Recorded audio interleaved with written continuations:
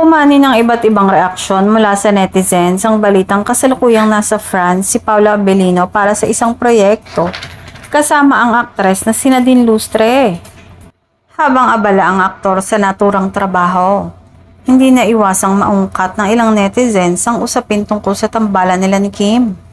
May ilang netizens na nagbigay ng puna kay Paulo matapos siyang tumanggap ng proyekto na hiwalay sa kanilang love team. Ayon sa kanila, tila hindi umano patas dahil si Kim ay patuloy na iniuugnay sa Kim Pao projects. Samantalang si Paulo ay malayang nakakagawa ng ibang proyekto kasama ang iba pang leading ladies.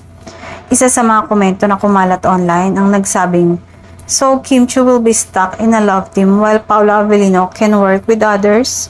I feel bad for Kim. Paulo works on projects outside Kim Pao with different leading ladies. But how about Kim?" Dahil dito, mas lalong uminit ang diskusyon sa social media tungkol sa career direction ng dalawa. May ilan din namang netizens sa tila nag-aabang ng posibleng bangayan sa pagitan ng fandom ni Kim at Nadine. Gayunpaman, agad namang nanawagan ng respeto at kapayapaan ang ilang fans mula sa magkabilang kampo upang maiwasan ang hindi pagkakaunawaan online. Sa gitna ng issue, dumepensa ang maraming tagahanga ng Kim Pao o mas kilala bilang Kim Paulandia.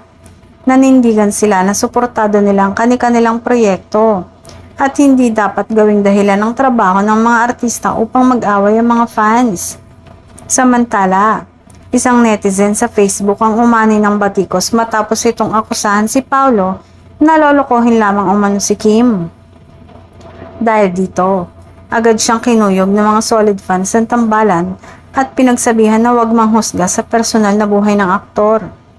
Sa kabila ng mga negatibong komento, kapansin-pansin na mas marami pa rin ang fans na patuloy na nagkakaisa upang protektahan at suportahan ang tambalang Kim Pao. Para sa kanila, mas mahalagang suportahan ang mga proyekto ng kanilang mga idolo kaysa palakihin ang mga isyong nagdudulot lamang ng alitan sa social media.